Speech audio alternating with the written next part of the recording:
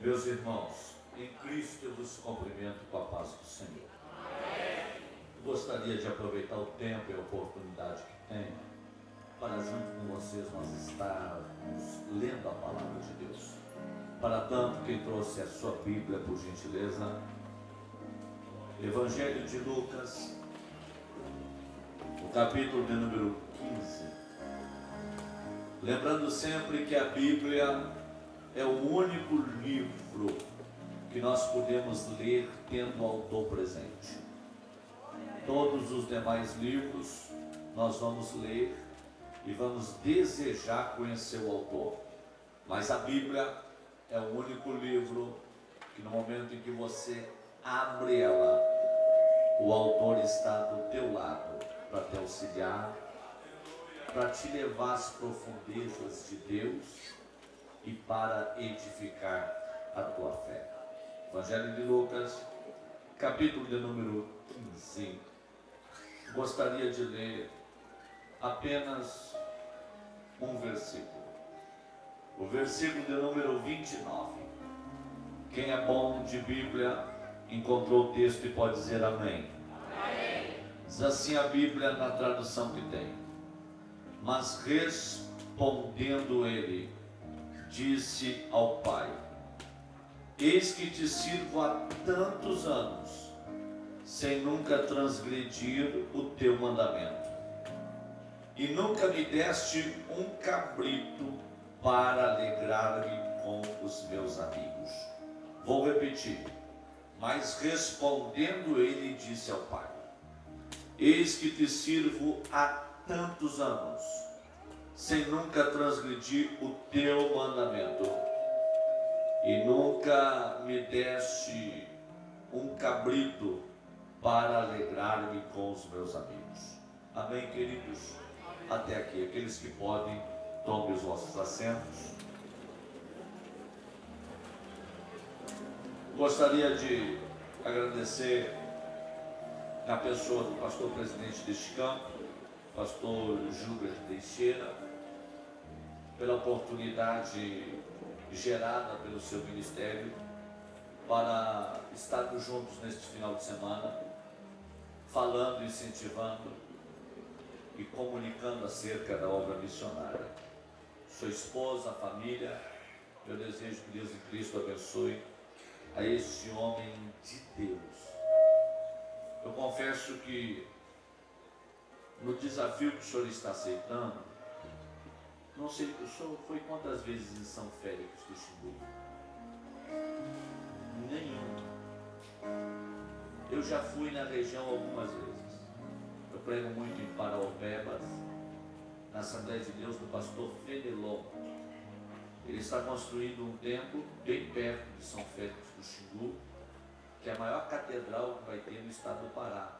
Ele está construindo um templo para 40 mil pessoas sentadas. Pastor Fenelon. Eu preguei agora em Água Azul do Norte, que fica 180 quilômetros de São Félix. Tem uma estrada lá que a Vale do Rio Doce explora o minério. 70 quilômetros, eu levei 3 horas e meia para fazer 70 quilômetros. Lugar de pistoleiro, lugar de atravessadores e traficantes, lugar difícil e pesado. Meu irmão, o senhor está aceitando o desafio que hoje no Brasil, todos os pastores que eu conheço em tribuna e púlpito dessa nação, e só o ano passado eu fui em 24 estados desse país. Eu lhe afirmo que de 100 homens se encontra um como o senhor.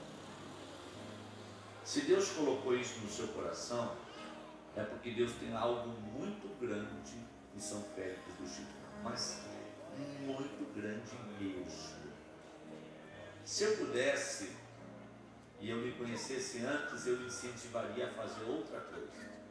Porque eu prego em muitas conferências missionárias nesta região, e havia 2 fogueiras missionárias aqui nesta região. 2 fogueiras missionárias. E as 2 se apagaram. Da noite para o dia se apagaram. E quando eu cheguei aqui, estacionei o carro lá e vi essa multidão aqui, eu consegui ver uma fagulha de uma nova fogueira que Deus começa a acender nesta região. Uma fagulha de uma fogueira que pode incendiar não só esse estado, mas também outros estados vizinhos e a nação brasileira. Se eu me conhecesse antes, eu falaria para o senhor deveria trabalhar nessa seriedade que o senhor está trabalhando e preparar uns 20, 30 missionários para mandar para São Félix do Chico. Mas eu creio que se Deus lhe orientou e a sua vida é o altar do sacrifício, vamos respeitar, mas, repito, o desafio é pesadíssimo e o senhor está tomado de renúncia. Tomara que o pastor que assuma o seu lugar tenha 50% da paixão que o senhor tem por nós. Se tiver 50%, essa obra continua e Deus vai ser glorificado aqui, nesta cidade e lá em São Félix do Xingu. Conhece lá, Eliane? Conhece lá, Leandro? Meu Deus do céu. Meu Deus do céu. Mas não estou aqui sendo inconveniente nas minhas palavras, mas estou falando a esta igreja que vocês têm um pastor de Deus, um homem de Deus, que talvez com muita dificuldade passará um outro semelhante a este aqui neste lugar. Tá bom? Deus em Cristo abençoe. Uma satisfação conhecê-lo antes do senhor ir. O senhor estando por lá, preguei em Ourilândia e preguei em Água Azul do Norte, conhece? A cidade tocada por um gerador, irmãos. A cidade é tocada por um gerador. Eu fui pregar no encerramento de congresso meia-noite, porque deu problema no gerador e não voltava a luz. Meia-noite o pastor disse, só veio a luz, e quando veio os crentes vão tudo para o ginásio, vamos embora para lá, a gente vai pregar. Eu fui para lá pregar, uma multidão dando glória a Deus, algo maravilhoso, mas um desafio muito grande. Eu gostei muito de ouvir falar que aqui não tem caixa 2 e não tem maracutaia. Meus parabéns, ótimo. Pouco se atreve a falar isso hoje nos nossos púlpitos, poucos. Hoje eu sou membro da Assembleia de Deus em Pelotas. Estou congregando com o pastor Aleino Melo, presidente da Assembleia de Deus, e com o pastor Jorge Pimentel. Por isso mesmo, por usar essa linguagem sua, por não aceitar atalhos. Às vezes, aqueles que se dizem ser pai espiritual nosso, querem nos ensinar a fazer as coisas erradas em bastidores da igreja. E eu já fui interpelado e já fui desafiado a concordar em trazer missionária que deixa de marido. Já fui pressionado em secretaria de igreja para me calar, porque o projeto é bom, traz bastante recurso financeiro, e a missionária vai para o outro lado do mundo. Lá a mulher o marido pode ter 4, 5 mulheres, porque é cultura muçulmana. Nós não podemos perder um projeto que entra muito dinheiro, não podemos perder. Tanto faz olho grosso, fica quieto e não protesta contra. E quem se diz ser pai, quer me ensinar a fazer coisa errada. Eu falo, olha, eu lamento muito, mas Deus não me chamou para fazer coisa errada. Deus me chamou para mim tentar fazer a coisa certa. Se tiver que negociar em secretaria, se tiver que entrar em atalho, se tiver que entrar pelos desvios da vida para adquirir um qualquer de forma que não é de acordo com a palavra, não conte comigo. Eu pego e me retiro diante de Deus, na paz, apertamos as mãos, vai logo para um lado, Abraão para o outro e a vida continua. Irmãos, Deus está procurando homens que tenham caráter e que não se vendam e nem negociem a sua personalidade a troco de nada. A única coisa que Deus procura. Deus em Cristo abençoe esse homem de Deus por esse caráter maravilhoso, exemplar, e que o seu testemunho siga servindo para muitos. Eu tenho alguns filhos espirituais, eu sempre digo, espero não decepcioná-los. Quem está cuidando do meu material lá na banca é o pastor Rogério. menino que está cuidando lá na banca, ele construiu uma igreja em Tramandaí, uma casa pastoral muito grande. Ele foi para o estado do Amapá e trabalhou no bairro Mar Abaixo, onde a cultura era africana e onde os missionários eram apedrejados e expulsos do lugar. Aquele menino que está cuidando do meu material lá, entrou nesse bairro expulsando o demônio, curando o enfermo. Em menos de 2 anos deixou uma igreja construída com mais de 150 pessoas, adorando e glorificando o nome de Deus. Nós levamos ele para o país do Equador. Em menos de 7 anos, ele abriu igreja em 7 estados do país do Equador. 7 estados. E construiu uma igreja de 3 andares na província de Pinhas, aonde não havia igrejas evangélicas estabelecidas. E quando ele não quis mais concordar com coisa errada, foi chamado de gato magro, e aqueles que cuidavam do zelo da sua vida disseram que ele não servia para mais nada, por não concordar com aquilo que é errado. Aí eu abracei ele, eu falei: olha, se tem uma coisa que Deus gosta, é de pessoas de caráter que são jogadas fora, porque Deus gosta de amparar aqueles que têm compromisso com Ele. Eu vou falar um negócio para vocês, irmãos: o que tem de gente boa que está ficando à beira do caminho por não concordar com coisa errada, mas eu tenho certeza que aqui neste lugar Deus vai levantar uma geração e um batalhão de pessoas apaixonadas por alma para fazerem a coisa certa. Quantos concordam com isso e querem dar glória a Deus? Meus irmãos, para ganharmos tempo, eu quero chamar a atenção de vocês para este versículo, versículo 29 do capítulo 15 do Evangelho de Lucas. Aqui está a rainha das parábolas, ou a princesa das parábolas de toda a Bíblia Sagrada. Segundo Stott, filósofo e teólogo, ele afirma que a inspiração dessas 3 parábolas veio no momento de perseguição. Diz a Bíblia, no capítulo 15, versículo de número 1 e 2 deste Evangelho: e chegavam-se a ele todos os publicanos e pecadores para o ouvir. E os fariseus e escribas murmuravam, dizendo: estes recebem pecadores e come com eles.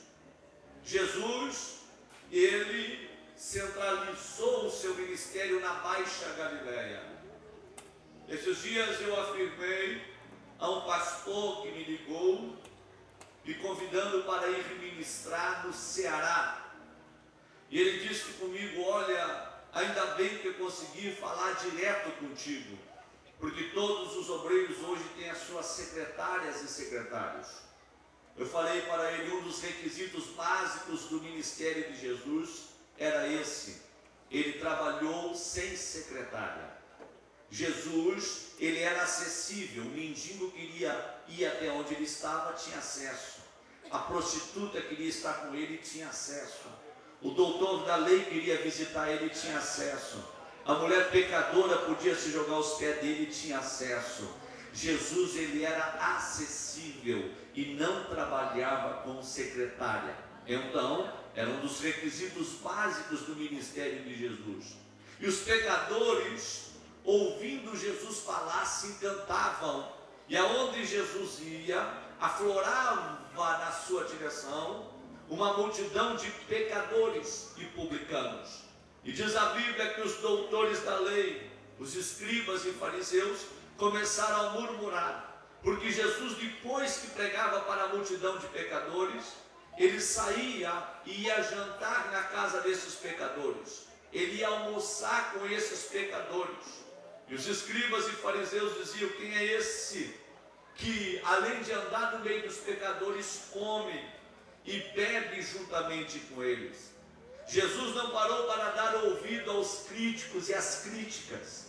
Jesus simplesmente, ele vai e propõe a rainha das parábolas. Diz a Bíblia: e então ele propôs uma parábola dizendo: qual dentre vós, tendo 100 ovelhas, e uma delas venha se perder, não deixa 99 no deserto e vai atrás da ovelha que se perdeu.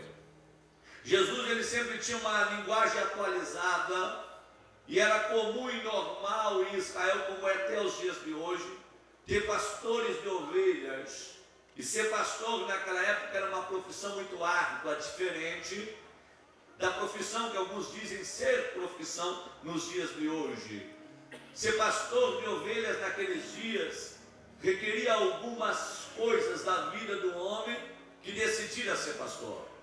Em primeiro lugar, um pastor de ovelhas, para ele ser pastor, ele teria que abandonar a casa do pai, ele teria que abandonar o aconchego da casa da mãe, e ele deveria ir morar com o rebanho no campo. Não eram as ovelhas que cuidavam do pastor, era o pastor que renunciava ao luxo, o conforto da casa, para morar com as ovelhas. É por isso que o profeta Samuel, chegando à casa de Jessé, viu todos os filhos de Jessé em casa, que não eram pastores. Quando o profeta é orientado por Deus e pergunta: acabaram-se os mancebos? Então Jessé diz que está faltando o menor, que está no campo cuidando das ovelhas. Por quê? Porque Davi decidiu ser pastor de ovelhas. Jesus estava falando daquilo que eles sabiam. Jesus estava comentando daquilo que era a praticidade profissional naquela época. E então Jesus interpela os seus ouvintes dizendo que um pastor de ovelhas tinha 100 ovelhas, mas quando uma se perdeu, ele deixou 99 no aprisco ou no deserto e foi atrás da ovelha que estava perdida. Jesus estava falando de compaixão, não na mentalidade que nós temos neste século 21, quando alguém fala e diz o seguinte: olha, esse ano eu tive um saldo positivo, porque eu perdi 60 membros, mas entrou 80. Deus não vai cobrar de você o que você ganhou, porque o que você ganhou era obrigação tua. Deus vai requerer de você os que você perdeu, porque Ele não autorizou você perder nenhum. Você teria que ir atrás daquele que se perdeu. E Jesus estava dando uma lição, e Ele disse o seguinte: que aquele pastor fez questão de deixar 99 no deserto para ir atrás da ovelha que havia se perdido. Eu estive em Israel algumas vezes, e a última vez que estive em Israel, eu fiz um culto no deserto da Judéia, no lugar onde, segundo a tradição, seria aonde Davi apacentava os rebanhos de ovelhas do seu pai. E eu pude presenciar no deserto da Judéia, numa tarde, num calor de 40 graus, quando a guia turística nos levou para dentro de uma caverna, porque os pastores do mundo antigo, eles faziam cavernas no meio do deserto por causa do sol durante o dia. Numa temperatura de 40 graus, a sensação térmica é de 51 graus. E então os pastores faziam cavernas para recolherem os rebanhos para dentro daquelas cavernas em meio ao deserto. E eu tive uma experiência de sair num calor de 40 graus e entrar para dentro de uma caverna, e no termômetro dentro da caverna está 18 graus. É um mistério, uma coisa interessante. E aqui então estava nos informando, dizendo o seguinte: que o pastor naquela época tinha o prazer de conduzir o seu rebanho não ao sol escaldecente, mas conduzir o seu rebanho a um lugar onde eles pudessem se refrigerar. Então, o pastor, o que ele fazia? Ele conduzia o rebanho pelo deserto, ele descia até o vale. E no momento em que o pastor sentisse que o calor estava forte demais, ele levava o rebanho para dentro dessas cavernas. Mas chegando à noite, quando o predador sai atrás da presa, então o pastor, ele não tirava o rebanho de dentro da caverna. Ele tratava de cuidar do rebanho, porque ele não saía à noite por causa do predador. É por isso que Jesus disse: o bom pastor, ele dá a vida pelas ovelhas. Por quê? Porque o pastor, uma vez estando com o seu rebanho protegido, ele, em vez de tirar o rebanho à noite dentro da caverna, ele ficava deitado na porta de entrada da caverna. Se o predador viesse, antes de tocar no rebanho, tinha que tocar no pastor, que ficava deitado na porta principal de entrada da caverna. É por isso que Davi disse: e vindo o leão, eu matei o leão, vindo o urso, eu matei o urso. Por quê? Porque ele era um bom pastor. Ele dormia na porta da caverna. Antes de tocar na ovelha, tinha que tocar no pastor, porque o pastor dava a vida pelas ovelhas. Não eram as ovelhas que cuidavam do pastor, era o pastor que cuidava das ovelhas. O pastor exercia uma autoridade sobre o seu rebanho, e a autoridade não estava no grito, não estava na falsa autoridade de meter medo ou de qualquer coisa semelhante, não. A autoridade do pastor estava no cajado. Sabe como é que um pastor convocava um rebanho em pleno deserto?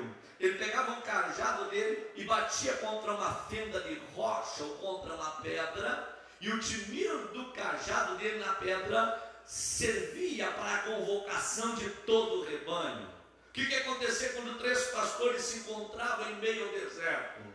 Um era conhecido pelo rebanho por bater 5 vezes na pedra. O outro era conhecido pelo rebanho por bater 10 vezes na pedra. Então eles se encontravam, conversavam, os rebanhos se misturavam. Então um deles se afastava, ia até a pedra, batia 5 vezes. O rebanho que pertencia àquele pastor saía do meio dos outros rebanhos e ia até ele, porque a autoridade do pastor não estava no grito, a autoridade do pastor estava no cajado.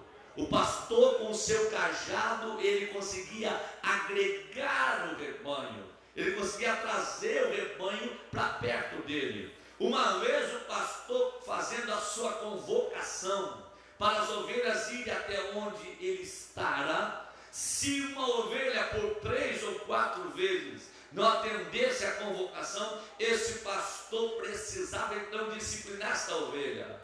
E para disciplinar a ovelha, ele precisava pensar 10 vezes no ato da disciplina, porque esse pastor pegava o cajado no ato da disciplina e vinha na pata da ovelha que estava abandonando o rebanho e dava uma paulada em seco na pata da ovelha. Uma vez ela com a pata quebrada, o pastor não deixava ela no deserto para ser devorada pelo predador. O pastor pegava essa ovelha que fora disciplinada e colocava no ombro. E durante todo o período da disciplina, para onde aquele pastor ia, ele levava aquela ovelha no ombro, porque a missão dele era cuidar da ovelha que ele disciplinou. Ele não deixava essa ovelha para o predador. Uma vez essa ovelha restaurada, o pastor soltava ela ao solo e ela nunca mais saía da volta desse pastor, porque ela entendera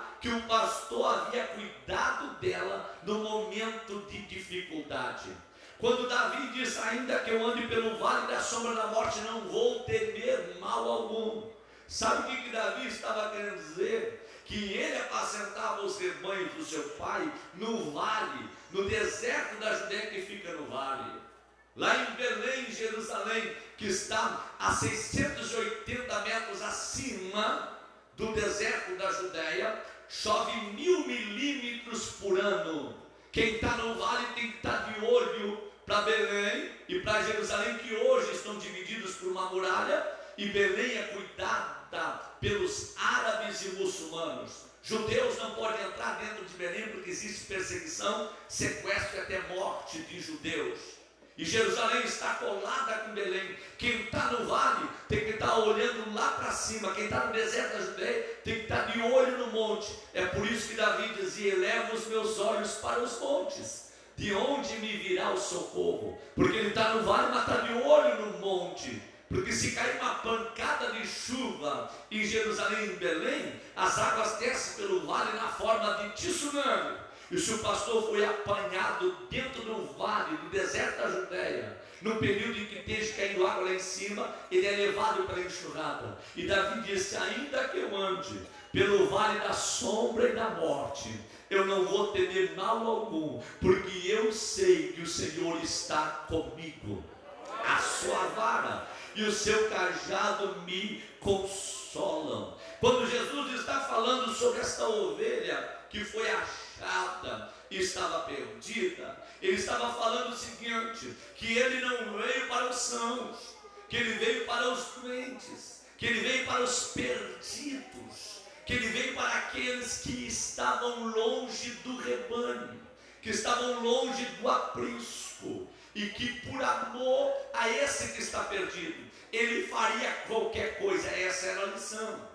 Aí então Jesus, ele não para, porque em meio às críticas nós não podemos parar. Em meio às críticas nós temos que levantar a cabeça e seguir caminhando, porque senão nós vamos tomar antidepressivo, vamos entrar no poço da depressão e não vamos fazer aquilo que Deus nos confiou fazer. E Jesus, quando fala de coisas perdidas que foram achadas, ele vai falando que essas percas são gradativas. Esse homem tinha 100 ovelhas, perdeu uma, perca de 1%.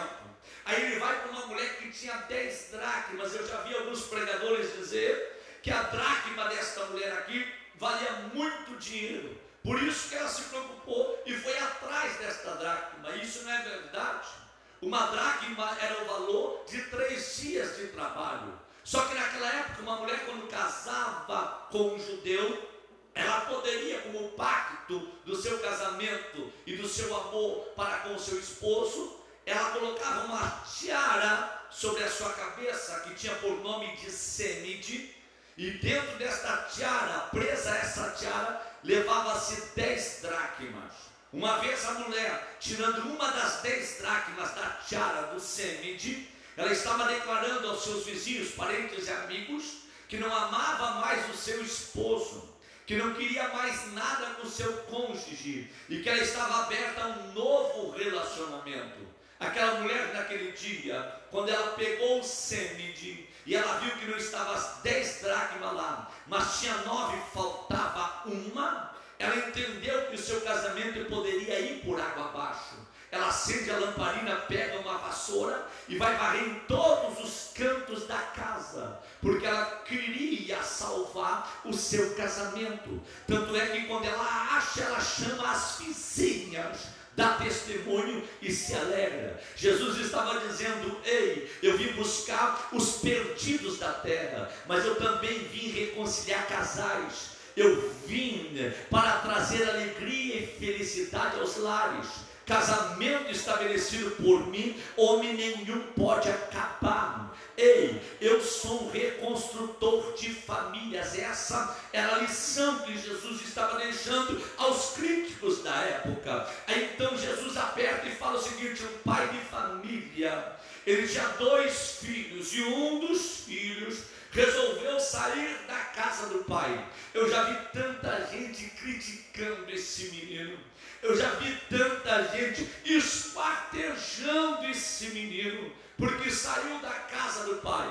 E nesta noite, nesta primeira participação que eu tenho nessa conferência missionária, eu gostaria de defender um pouquinho esse menino. Por quê? Porque ele estava cumprindo com a palavra de Deus.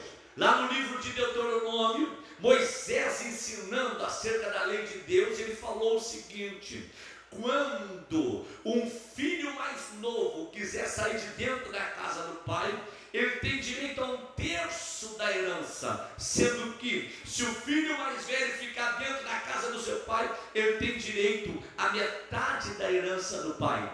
Então, esse menino estava cumprindo com a palavra de Deus. Por quê? Esse menino, ele sabia o que era a lei, ele conhecia a palavra de Deus, e ele sabia que enquanto ele estivesse dentro da casa do pai, ele não podia fazer coisa errada, porque dentro da casa do pai é lugar de fazer coisa certa. Dentro da casa do pai não é lugar de errar, dentro da casa do pai é lugar de procurar acertar. E ele entendeu que a partir daquele momento ele ia envergonhar o pai. A partir daquele momento ele ia começar a fazer coisa errada. Então ele pensou consigo: já que eu vou começar a fazer coisa errada, eu vou para bem longe.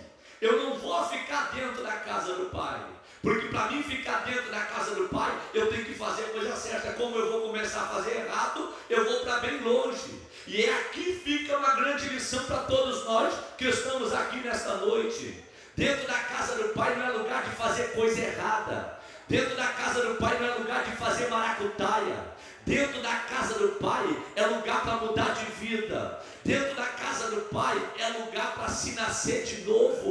Eu conheço 4 tipos de crente que vai morar no céu. Primeiro, aquele que nasceu de novo. Diz a Bíblia, se não nascer de novo, e Jesus falou para Nicodemos, não pode entrar lá. Nicodemos diz, posso eu voltar ao ventre da minha mãe? E Jesus fala para Nicodemos do Espírito Santo, e fala, Nicodemos, o Espírito é como o vento, tu não vê de onde ele vem, tu não sabe para onde ele vai. E eu quero te falar um negócio, todo aquele que é nascido do Espírito não se governa, não se comanda. Quando o Espírito vier, ele vai mudar a tua vida, vai mudar, né, essa cultura religiosa, essa aparência farisaica que tu tem, e vai fazer tu nascer de novo. Se não nascer de novo, não entra lá. Eu conheço mais um tipo de crente que vai morar no céu, é o crente que crê. Diz a Bíblia, aquele que crê será salvo, que não crê já está condenado. Vai morar no céu aquele que crê. A palavra crer quer dizer acreditar sem nunca duvidar. Aqueles que acreditam sem reserva em Deus. A tua salvação está na palma da mão de Deus. A tua vida está escrita nas palmas da mão de Deus. Deus conhece o teu assentar, o teu levantar, e se tu crer nele, tu não vai ser confundido. Se tu acreditar nele, ele não vai te jogar fora. Diz a Bíblia, de maneira nenhuma lançarei fora aquele que se achegar a mim. Terceiro tipo de crente que vai morar no céu é o crente teimoso, é o crente perseverante. Marcos 13:13 diz, e aquele que perseverar até o fim será salvo. O céu é para teimoso, o céu é para birrento, o céu é para aqueles que insistem, vai tropeçando, vai caindo, vai se arrastando, vai de joelho, vai às vezes se arrastando em terreno árido, mas o teu desejo é chegar lá. Quarto tipo de crente que vai morar no céu é o crente campeão. João, escrevendo às 7 igrejas da Ásia, ele disse, ao que vencer, ao que vencer, ao que vencer, ao que vencer, ao que vencer, ao que vencer, ao que vencer. O céu não é para frouxo, o céu não é para covarde, o céu não é para medroso que corre de Jezabel, não. O céu é para crente corajoso que quer ser campeão aqui na terra, para correr nas ruas de ouro da Nova Jerusalém.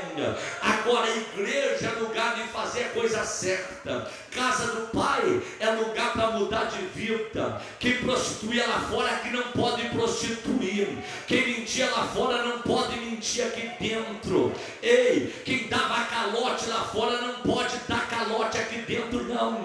Porque na casa do Pai não pode ter maracutaia, não pode ter desvio de verba, não pode ter caixa 2, não pode ter missionário em adultério, não. Dentro da casa do Pai é lugar de fazer a coisa correta, é lugar de consertar a vida, é lugar de mudar de vida e de reescrever uma nova história. Esse menino, quando ele entendeu que ia começar a fazer coisa errada, ele saiu para longe da casa do Pai. Meu irmão, quer fazer a coisa errada? Vai para longe. Vai para longe. É muito fácil. Eu falei para um colega amigo, nós não podemos destruir uma família para tentar reconstruir outras. Não, nós fomos chamados para ajustar famílias.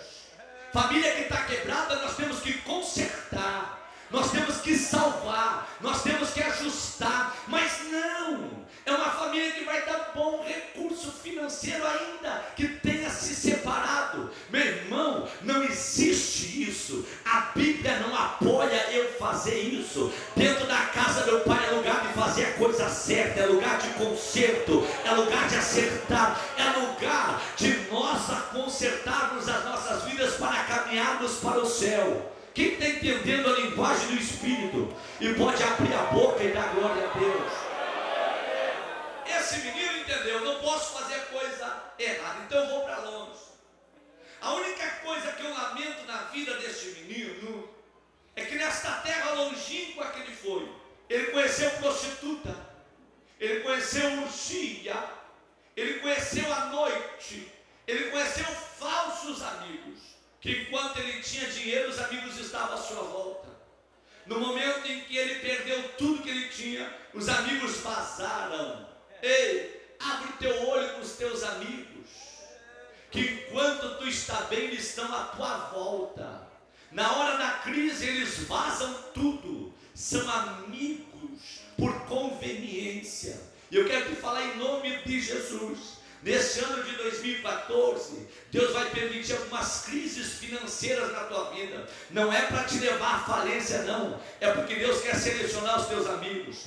Tem uma meia dúzia de aproveitador que está na tua volta só por aquilo que tu tem, não por aquilo que tu é. E Deus vai fechar um pouquinho o cofre do céu em cima de você, para esses falsos amigos ir embora, para tu entender quem são os verdadeiros amigos.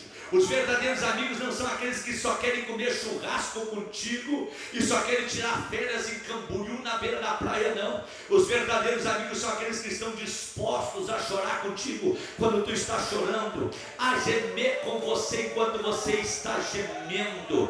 Não são amigos por aquilo que tu tem, mas são amigos por aquilo que tu é. Então Deus manda eu te alertar que esse ano vai vir algumas crises, mas tu não vai ir à falência e tu não vai morrer. É Deus sacudindo o galho da figueira para tirar o que não presta da tua volta e para colocar aqueles que são bons, que são verdadeiros, que são leais e que verdadeiramente não são teus amigos por aquilo que tu tem, mas por aquilo que tu é.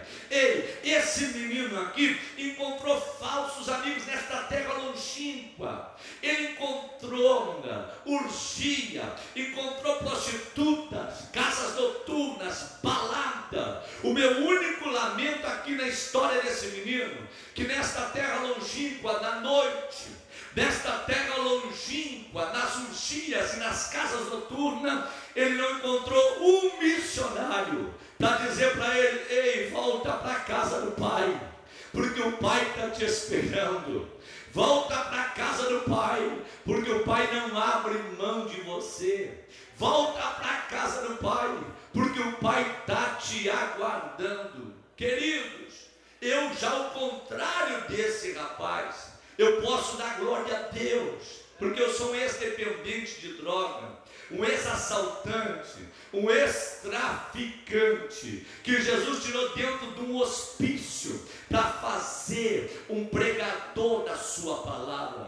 Depois de tomar uma overdose de droga, Deus me visitou dentro de uma clínica psiquiátrica para mudar a história da minha vida. Mas antes da clínica psiquiátrica, no morro em Porto Alegre, no Morro da Cruzeiro, numa madrugada em que eu traficava droga, subiu das vielas principais do Morro da Cruzeiro um cidadão caminhando firmezinho. Quando eu vi ele caminhando firme, eu falei para os colegas de tráfico: esse camarada aí, ele é um agente da polícia, e certamente atrás dele vai subir as viaturas. Vamos segurar ele, porque segurando ele, seguramos as viaturas. Quando nós demos uma voz de comando para ele, na subida do Morro da Cruzeiro, ele olhou para mim contra a luz da lua e falou: eu não acredito que é tu que está aqui. Eu falei: vem cá, quem tu é? Ele disse: eu comecei a usar droga contigo, lá na tua cidade natal, em Dom Pedrito, quando tu tinha 13 para 14 anos de idade. E eu falei: o que tu faz nesse morro a essa hora da noite? Ele disse: eu até o ano passado, eu era dependente de cocaína, mas na encruzilhada da vida encontrei com um homem que mudou minha história. E eu falei: quem é esse homem? Ele disse: Jesus de Nazaré. E ele mandou eu orar e jejuar o ano todo, porque ele tinha um plano comigo. Eu orei e jejuei o ano todo e vim para esta cidade. Eu estou desde manhã no terminal rodoviário evangelizando. Quando deu 11h30 da noite, o Espírito de Deus me impulsionou a pegar um ônibus e subir o Morro da Cruzeiro, porque Deus falou no meu coração: lá tem um homem que eu quero transformar a vida dele e fazer dele um pregador da minha palavra, e esse homem é tu. Eu falei: rapaz, eu não creio em Deus. Eu nasci dentro de uma terreira de macumba, porque a minha mãe era mãe de santo. Quando ela sentiu as contrações para me ganhar, que ela foi para o hospital, antes de ir para a Santa Casa de Dom Pedrito, ela passou pela terreira de macumba, que a minha tia coordenava juntamente com meu tio. Quando ela entrou para dentro da terreira, a minha tia incorporou e fez o pacto da minha mãe. Eu nasci dentro de um congal, eu nasci nas mãos do diabo. E ele fala para mim lá no Morro da Cruzeiro: mas eu te apresento um que veio para desfazer as obras do diabo. É Jesus de Nazaré. E eu estou aqui, sabe por quê? Porque Deus tem um plano contigo e tu não vai morrer sem ser um pregador da sua palavra. Eu falei: vou te dar um tiro. Ele falou: pode atirar. Não tem medo da tua arma, não tem medo de quem está contigo. Eu tenho medo é de Deus, que pode matar o meu corpo, jogar minha alma no inferno. Mas medo de ti, da tua arma, eu não tenho. Eu só para ver se ele estava crente e que ele falava era verdade, dei 2 tiros por cima da cabeça dele. Ele começou a falar línguas estranhas. Eu falei: desce o morro, maluco. Ele falou: vou descer porque a minha missão está cumprida. Ele desceu o morro dizendo: até mais, pregador. Eu falava: vai, doido. Ele dizia: eu vou embora, mas tu não vai ter mais descanso. Não vai morrer sem ser pregador da palavra de Deus. Até mais. Ele foi embora. Eu fiquei 3 noites sem dormir, com aquela voz no meu ouvido: tu não vai morrer sem ser um pregador da palavra de Deus. Eu falei para um colega de tráfico: ô Décio, teve um doido aqui que falou que Deus tem um plano com a minha vida. E o Décio, o traficante, vulgo careca, falou para mim assim: é crente? Eu falei: era. Ele disse: crente é tudo doido, crente é tudo maluco. Tu acha que esse camarada era certo? Eu falei: se era certo ou não, eu não sei. Só sei te dizer uma coisa: ele desceu o morro e eu fiquei doido. Porque diz a Bíblia que toda palavra que sai da boca de Deus não volta para Deus vazia, sem antes fazer o que lhe apraz na face da terra. Ele foi embora, mas a palavra ficou. E o Décio disse: olha só, um morro que nem a polícia sobe. O maluco viajar para parar na frente de uma arma para falar que Deus tem um plano para a tua vida. Ele não é certo. Eu falei: ele não é certo, mas eu quero ser louco que nem ele. Eu achei o máximo. E naqueles dias chegou uma droga importada dos Estados Unidos, o LSD e o êxtase estavam entrando no estado. Eu tomei uma overdose de droga, a polícia me prendeu, me levaram para a delegacia. O delegado quis saber meu nome, não sabia meu nome, nem o nome da minha mãe. Chamaram uma psicóloga para me ouvir. A psicóloga disse: olha, o lugar desse camarada aí não é no presídio, tem que internar ele numa clínica psiquiátrica. Eu fiquei 180 dias dentro do hospício sem saber meu nome. Minha mãe saiu desesperada, pedindo socorro para tudo e para todos. Fez pacto com os demônios dentro da terreira.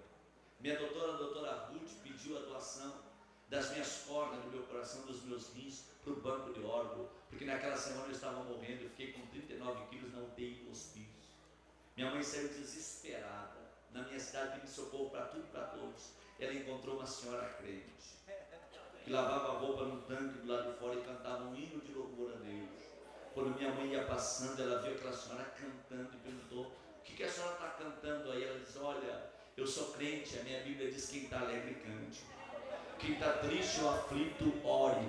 Eu estou feliz demais porque Jesus é tudo que eu tenho. Jesus salvou a minha alma. E a minha mãe disse: mas o meu filho está morrendo. E ela disse: teu filho não vai morrer, porque eu já estou orando por ele, já estou intercedendo pela vida dele. E o meu Jesus vai lá dentro do hospício, vai tirar ele de lá e vai fazer dele um pregador da sua palavra. Quem aqui acredita que Deus fala, levanta a mão. Deus foi lá dentro do hospício, usou um louco para falar comigo. Seu Wilson Vilmar, um ex-padre, que abandonou a batina de padre para se casar. E no dia do casamento a noiva deixou ele no altar e fugiu com outro. Ele virou alcoólatra. E depois que virou alcoólatra, ficou doido, maluco, se internou na clínica psiquiátrica. E por ele ser um ex-padre, de vez em quando deixava ele entrar dentro da UTI do hospício. E ele entrou lá dentro da UTI quando eu já estava entrando para o coma e falou no meu ouvido: Sandro Fontoura, eu vim aqui amando de Deus, para te dizer que se tu orar a Deus, Ele tem poder para te tirar daqui e fazer de ti um pregador da sua palavra. Se tu não orar, tu vai para o inferno, esse será o teu caminho. Ei, Do lado da cruz de Cristo tinha dois ladrões, um esperto e o outro bobo. O bobo foi para o inferno, o esperto foi para o céu. Eu me arrependi na hora certa, no momento certo, no lugar exato. Eu abri a minha boca e falei: Deus, eu não sei se tu existe ou se tu não existe. O maluco lá no morro falou que tinha um plano para a minha vida. Esse maluco aqui falou que tu também tem um plano para a minha vida. Se tu realmente tem um plano para a minha vida, entra aqui agora e me dá um abraço de pai, e eu vou acreditar que tu existe. Pela primeira vez eu vi a nuvem da glória de Deus que entrou para dentro daquela UTI, e eu senti o Senhor me abraçando e falando comigo: eu a partir de hoje te abraço como pai, e a partir de hoje tu está na palma das minhas mãos. Eu abri a minha boca, comecei a dar glória a Deus. Em 20 dias eu estava fora da clínica psiquiátrica. Eu fui liberado 5 dias para visitar a minha mãe e família, porque eu tentei matar minha mãe 3 vezes enquanto eu estava doido. Nos 5 dias que eu fui liberado, quando eu saí, cheguei em casa, minha mãe falou para mim: nós vamos lá na terreira, porque os guias disseram que tu sairia terça-feira, 3 horas da tarde, tu saiu terça-feira, 3 horas da tarde. E eu falei para ela: só que quem me tirou da clínica psiquiátrica não foi guia, foi Jesus de Nazaré. E eu devo a minha vida unicamente a este Jesus, porque o missionário pregou para mim lá no morro da Cruzeiro, e um doido falou comigo dentro do hospício. Ela falou: isso é tudo loucura da tua cabeça, eu vou chamar a polícia porque tu está te alterando e tu vai de volta para a clínica psiquiátrica, porque a doutora disse que tu se alterasse era para mim chamar a polícia, te prender e te levar de volta. Falei: a senhora tem Bíblia dentro de casa? Ela disse: na luta que eu estou passando contigo até a Bíblia ganhei. Ela me mostra uma Bíblia que tem em cima do guarda-roupa. Eu vou para a pecinha do fundo de casa, da casa da minha mãe, dobro o meu joelho sem saber nada de Bíblia. Eu falo para Deus: Deus, eu ouvi 2 malucos falar comigo que tu tem um plano comigo. Se tu és o mesmo Deus que usou a boca desses 2 doidos que escreveu a Bíblia, fala comigo pela tua palavra agora, eu vou entender que tu me escolheu. Quando eu de joelho dobrado abri a Bíblia, os meus olhos caíram em cima do profeta Isaías, capítulo 41 e versículo de número 10, que diz: não temas, porque eu sou contigo. Não te assombres, porque eu sou o Senhor teu Deus. Eu te ajudo, eu te sustento com a destra da minha justiça. Eis que envergonhados e confundidos serão todos que se levantarem contra ti, porque eu sou o Senhor teu Deus, que hoje te tomo pela tua mão direita e te digo: não temas, porque eu te ajudarei. Pela primeira vez eu abri a minha boca e dei um grito pentecostal: isso é que é Deus! Minha mãe correu lá e falou: tu está doido? Eu falei: não, não estou doido não. Olha o que Deus falou comigo. O missionário me encontrou lá no morro e falou que deu seu negócio comigo. Então não chama a polícia, eu vou para a terreira com a senhora hoje à noite. Eu não sei se o pastor Delvaí, que é coterrâneo meu de Dom Pedrito, lembra daquele macumbeiro que tinha no Pedrito, o Tunico, famosíssimo. Lá no Tunico, minha mãe estava lá. Na noite ela falou: nós vamos lá agradecer os guias. Eu fui lá, tinha mais de 40 cavalos do diabo incorporados. Eu cheguei, tirei o calçado e entrei. Quem liderava a sessão era o Tunico. O Tunico disse assim: traz ele aqui. E minha mãe disse assim: olha, teu pai já está te chamando. Eu falei: não, isso daí não é mais não. O meu está aqui, ó, escondido dentro do meu coração. Quando eu cheguei lá, aquele homem cheio de demônios, um dos maiores macumbeiros da cidade, olhou para mim e falou assim: tu nunca foste feliz na tua vida, tu nunca tiveste paz, tu nunca tiveste alegria. Só que tem porém, a partir de hoje tu vai ter muita paz, alegria e felicidade, porque pela porta que tu entrou tu vai sair agora, e aqui não é para tu voltar nunca mais, porque aqui não é o teu lugar. Tu vai embora daqui, porque aqui não é o teu lugar. Eu te vejo andando de um lado para o outro com uma família e muito alegre e muito feliz. Eu olhei para o Tunico endemoniado e falei: dá para tu repetir, Satanás? Ele falou: dá. Falei: vem cá, mãe, vem cá que ele vai repetir. E ele falou: olha, ele vai sair daqui agora, aqui não é para ele voltar nunca mais. ele nunca teve paz, alegria e felicidade, mas a partir dessa noite ele vai ter. Ele vai ter uma família linda. Eu vejo ele andando de um lado para o outro. Isso é soberania de Deus. Eu não sei se o diabo tem pescoço ou não tem, mas a Bíblia diz que ele tem cabeça. Se tem cabeça, deve ter pescoço. O meu Jesus entrou no inferno naquela madrugada, pegou o diabo pelo pescoço e disse: ei, Satanás, abre a tua boca e fala para ele sair daí, porque aí não é o lugar dele. Eu tenho um plano com ele, eu tenho uma família para dar para ele. E quando Jesus manda pé de bolho, tem que obedecer. Levanta a tua mão direita lá em cima, abre essa boca que Deus te deu e dá um prato de glória ao nome desse Deus. Saí de lá para não voltar nunca mais. Naquela noite eu pensei em me matar no outro dia de manhã. Eu ia me despedir de um tio meu e ia me matar no fundo da casa dele. Eu saí de casa de manhã cedo, coloquei numa bolsa uma corda para mim me despedir da minha família, porque o diabo disse: tu te mata, soluciona o teu problema e vai para o céu. Eu saí com aquela corda numa bolsa, passei na casa da irmã, onde profetizou para minha mãe. Ela estava saindo na porta da frente da casa. Ela me chama e diz: eu não acredito que o meu Jesus já te tirou da clínica. Eu falei: quem tu é? Ela diz: eu sou tua mãe espiritual, está orando por ti, ó. E o meu Jesus já ouviu a minha oração. Vem, entra aqui para dentro do meu barraco. Quando eu entrei para dentro da casinha dela, ela falou para a filha dela: vai lá chamar a irmã lá da esquina, diz que o santo já está aqui. Jesus já ouviu a nossa oração. Quando a menininha saiu correndo e trouxe a irmã, e as duas se encontraram na sala. Quando a irmã me viu, falou: eu não acredito que Deus já fez isso. As duas delas mãos começaram a orar e o poder de Deus desceu. E na revelação, uma delas me toma aquela bolsa com a corda na mão, joga em cima da mesa, abre a bolsa, tira a corda, e as duas começam a pular em cima da corda, dizendo: Satanás, tu perdeu essa batalha, porque esta vida de Deus pertence a Deus. E esta batalha está ganha por Jesus de Nazaré. Levanta as duas mãos lá em cima se você pode. Abre a tua boca agora e dá um prato de glória ao nome desse Deus. Quem aqui está sentindo a presença de Deus nesse lugar, diga glória a Deus. Ei, tive um encontro com Jesus, saí da casa daquela irmã, fui para a casa da minha mãe, e na noite ela foi me buscar para nós ir para um culto, chuva que Deus mandava. Aquela irmã simples e humilde, com um guarda-chuvinha, foi lá me buscar, uma botinha de borracha no pé, um guarda-chuva na mão. Quando ela bateu na porta da casa da minha mãe, ela falou: meu filho está aí. Minha mãe endemoniada, cheia de demônio, falou: não sabia que o santo foi gerado no ventre de uma negra. Mas ela cheia do Espírito Santo. O homem cheio do Espírito Santo não perde a elegância. Ela olha para minha mãe e fala: bobinha, ele é teu filho biológico, mas meu, ele é espiritual. Eu gerei ele nas minhas orações, eu quero levar ele para a igreja. Ela disse: meu filho, vamos. Eu falei: vamos. Quando eu saí lá de fora, ela falou: tem guarda-chuva? Eu falei para minha mãe: tem guarda-chuva? Ela falou: tem, mas não para crente. Para crente não tem guarda-chuva. Ela disse: não tem problema. Ela colocou o guarda-chuva em cima de mim. Eu falei: a senhora vai se molhar. Ela disse: por ti eu tomo 10 banhos de chuva. Eu muito vou me alegrar ouvindo as tuas mensagens. E ela foi até a igreja cantando o hino 15 da harpa cristã. Ó, quão cego andei e perdido vaguei, longe, longe do meu Salvador. E eu chorando.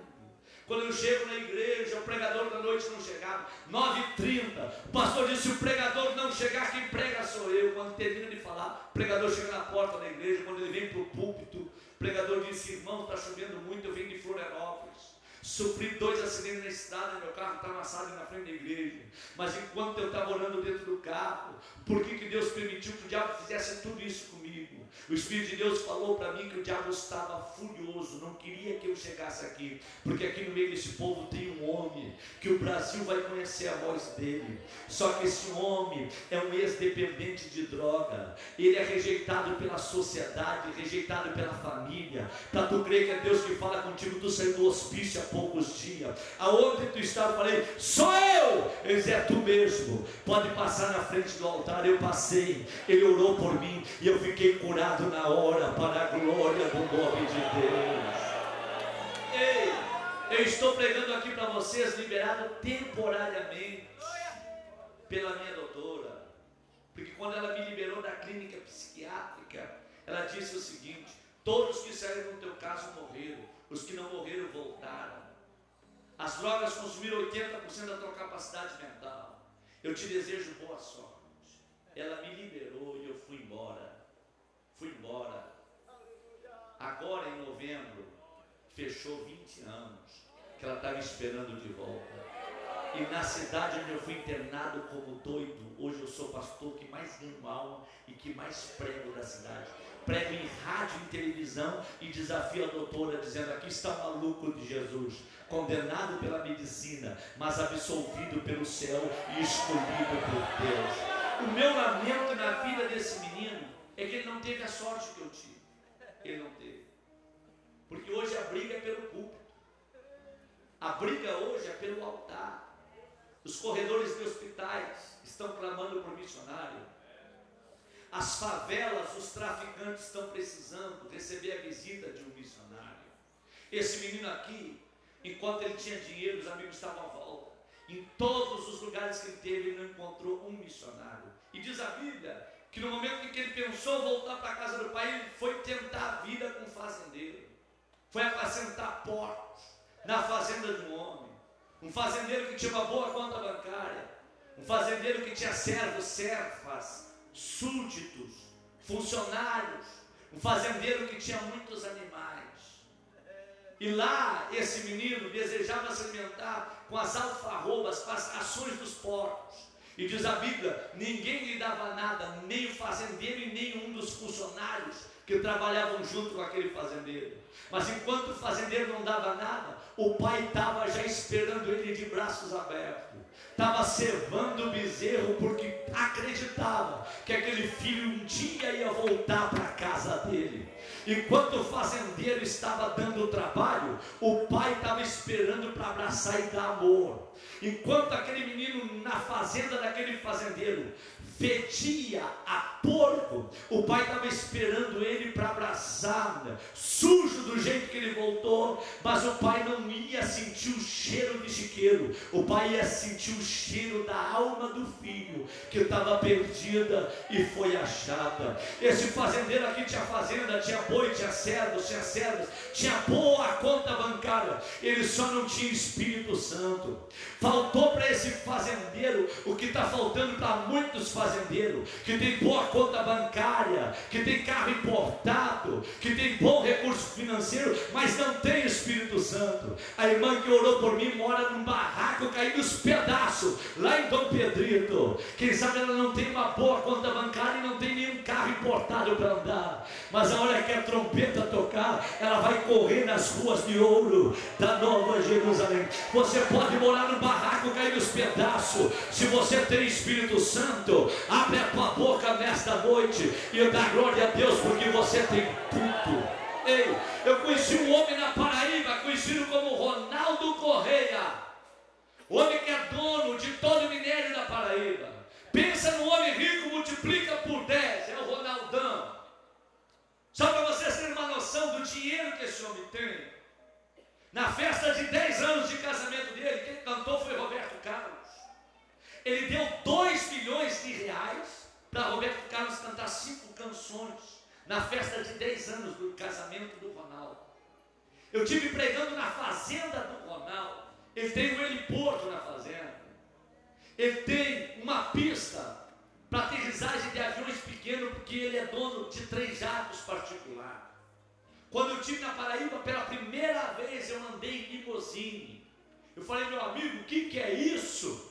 E o Ronaldo disse, olha, para a glória de Deus, Deus fez uma obra na minha vida. Eu falei, tu está contradizendo a Bíblia, porque a Bíblia diz que é mais fácil um camelo passar pelo fundo de uma agulha do que um rico entrar no reino dos céus.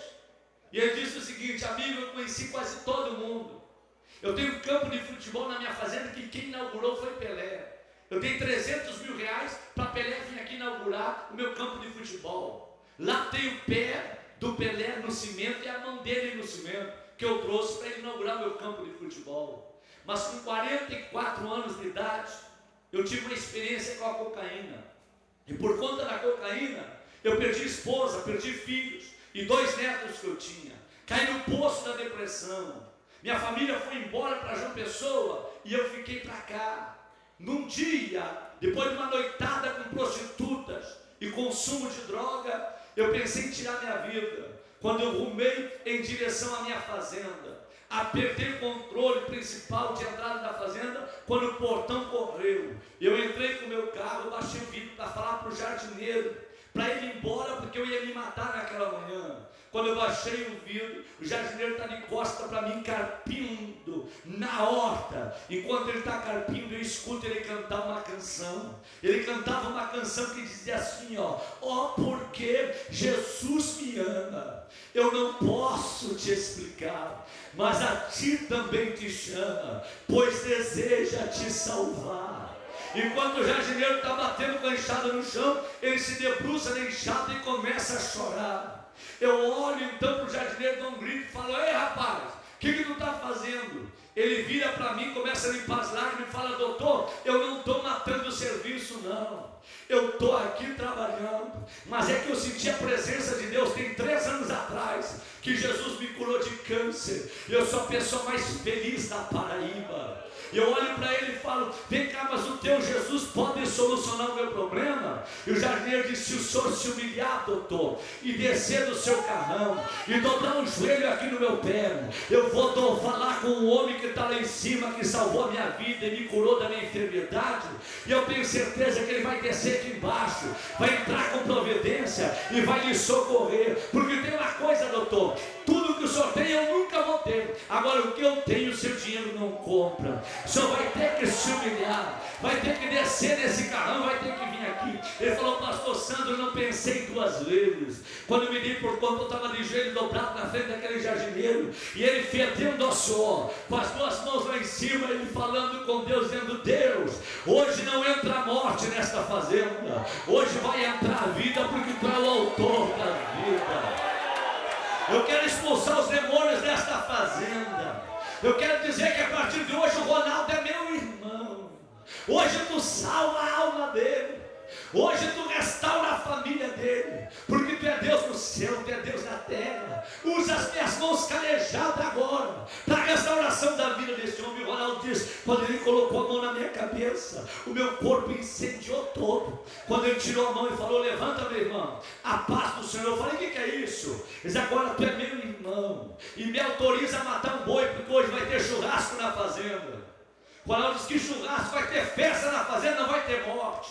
Vai lá em João Pessoa, traz a tua esposa, teus filhos, netos, e vamos comemorar, porque hoje é dia de festa nesta fazenda. Seria velório na fazenda, mas Jesus vai dar uma festa nesta fazenda, neste dia. Quando diz, a minha mulher não quer me ver nem pintado de ouro, eles não interessa, vai porque eu garanto diante de Deus que ela está te esperando. Me autoriza a matar o boi. Ronaldo, pode matar o boi, eu vou lá. Quando foi a tardinha, aquela falta de carro entra na fazenda. Jardineiro vem, quando vem no vidro do doutor Ronaldo, diz, olha quem está do meu lado, a esposa. Ele faz a volta para abrir a porta, a mulher baixa o vidro e pergunta, Ronaldo, é ele que Deus usou? Ronaldo diz, foi ele mesmo. Ela diz, meu filho, meus parabéns pela ousadia, porque há 15 dias atrás eu estava angustiada, e eu fui no culto da Assembleia de Deus e nem entrei na igreja. Quando eu fui entrar, o porteiro pegou pela minha mão e profetizou para mim, dizendo, aquele que muito tem angustiado a tua vida, por esses dias eu estou trazendo ele transformado para a glória do meu nome. A hora que ele aparecer, perdoa ele, porque eu tenho uma grande obra com a vida de vocês. Eu fui pregar na fazenda do Ronaldo num culto de segunda-feira para 4.000 pessoas. No domingo, R.R. Soares tinha pregado para 8.000 pessoas, cachorro quente, cheeseburger de graça. Eu falei, Ronaldo, cadê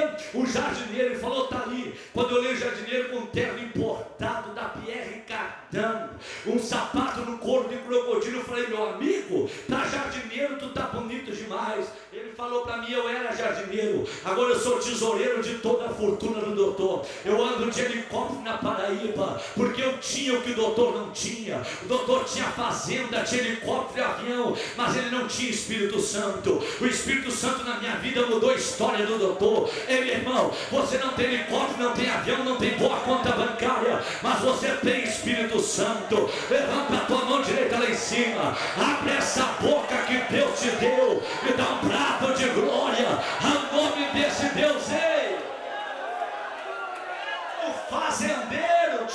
tudo, mas ele não tinha o que você tem.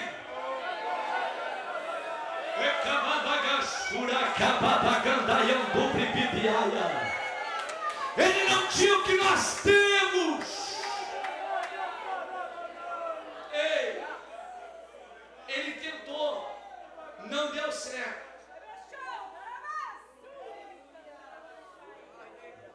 Ele lembrou da casa do pai mais uma vez. Ele diz: agora eu vou voltar. E quando ele volta de cabeça baixa. Mas o velho pai está esperando ele de cabeça erguida. Porque o pai não desiste nunca. O pai não desiste nunca. O pai sempre vai estar esperando a volta do filho. Em nome de Jesus de Nazaré, assentado como você está, se você pode, pegue na mão desse irmão que está aí do teu lado agora, em nome de Jesus. Se você pode, pegue na mão dessa irmã que está aí do teu lado agora, em nome de Jesus. Aperte bem apertado a mão do teu irmão. Aqui no púlpito faça o mesmo para dar exemplo. Aperte bem apertado a mão desse irmão que está segurando a tua mão. Bem apertado, aperte a mão dele até ele abrir a boca e dar glória a Deus. E diga para ele: tu vale mais do que um fazendeiro. Diga para ela: tu vale mais do que uma fazendeira. Porque tu tem o que o fazendeiro não tem. Tu tem a presença de Deus sobre a tua vida. Abre a tua boca agora e seja profeta. Profetiza para esse irmão que está segurando na tua mão. Diga para ele: o pai não desiste de você. Ele está sempre te esperando para te abraçar. Se você pode, levanta a mão desse irmão lá em cima, em nome de Jesus de Nazaré. Eu vou te dar 1 minuto agora, 1 minuto, para tu fechar os teus olhos e abrir a tua boca. 1 minuto. 1 minuto, fecha os olhos e abre a boca. Quem tem glória, abre a boca e dá glória. Quem tem aleluia, abre a boca e dá aleluia. Quem é batizado com o Espírito Santo, fala em outras línguas agora. Quem não é batizado com o Espírito Santo e crê, seja tomado pela glória de Deus agora. Agora, já. Seja tomado pela glória de Deus agora. Só quem está sentindo o poder do Espírito de Deus, enche o teu pulmão de ar e dá um brado de glória a Deus. 30 segundos. Fecha os olhos e abre a boca. Abre a boca, abre a boca. Abre a boca, abre bem a tua boca e eu te encherei, diz o Senhor dos Exércitos. E calavanagandu bribidio, vanagandu bribidi camantalácia, e palabandu guitagandô brabada catarabacandalaia.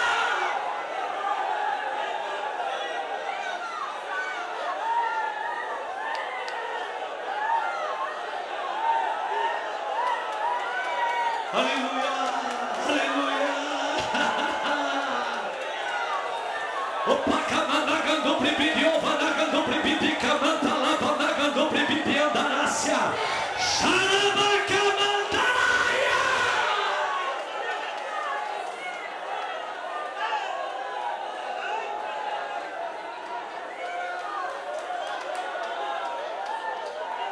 Ele volta de cabeça baixa.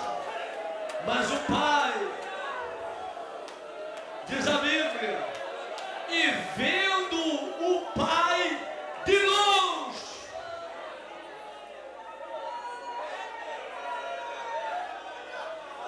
não foi ele que viu o pai, foi o pai que viu ele. Não é tu que vê o pai, é o pai que te vê.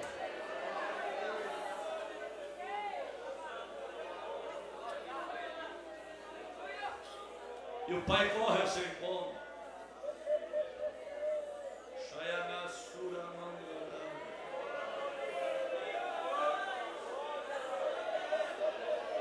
E o pai o abraça. O pai o beija. No koiné, na linguagem grega, que foi escrito Novo Testamento. No texto original está escrito assim: e o pai correu ao seu encontro, o abraçando, o apertou, o levantou para cima e o beijou enquanto estava no ar. Ai, manaia, sai.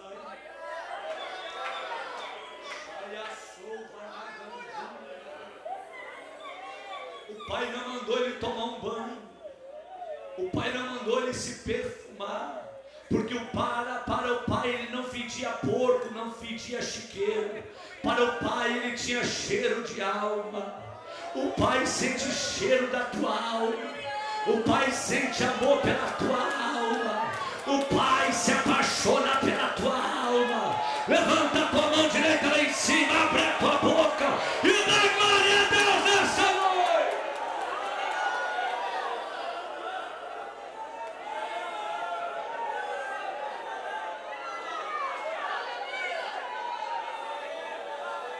Glória a fazer coisa errada, pula fora deles.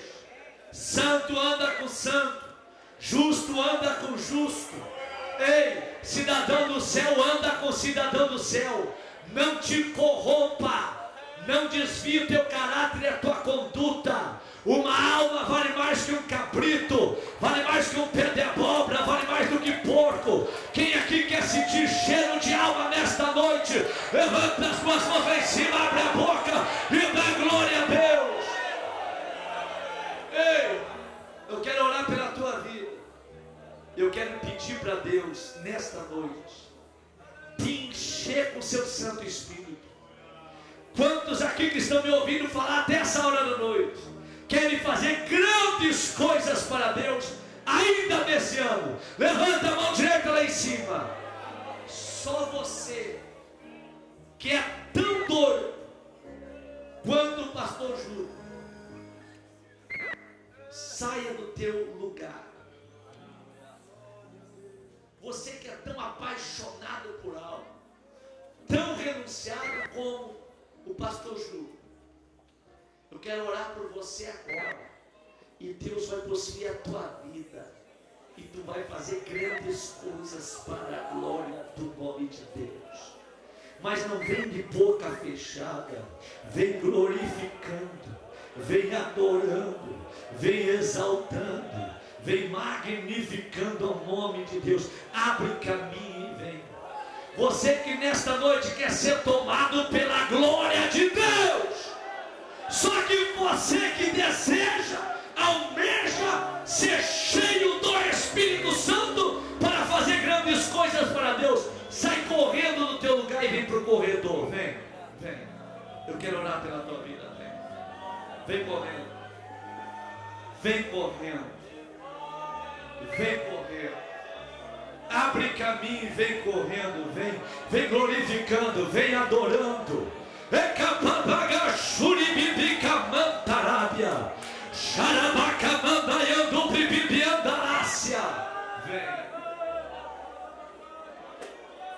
E quando você sai do teu lugar crente, doido e apaixonado por Jesus, você que quer fazer grandes coisas para Deus, e para isso você precisa ser cheio da glória de Deus, sai do teu lugar e vem.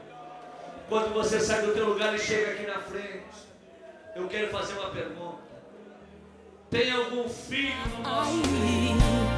Chorando, sofrendo, mas Deus vai mudar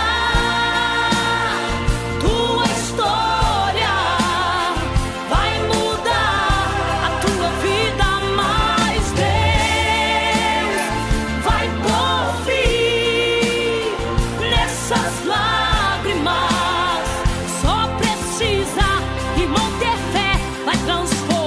Só precisa ter fé, vai curar, só precisa ter fé, vai mudar, só precisa ter fé, vai restaurar, vai libertar, só precisa ter fé, vai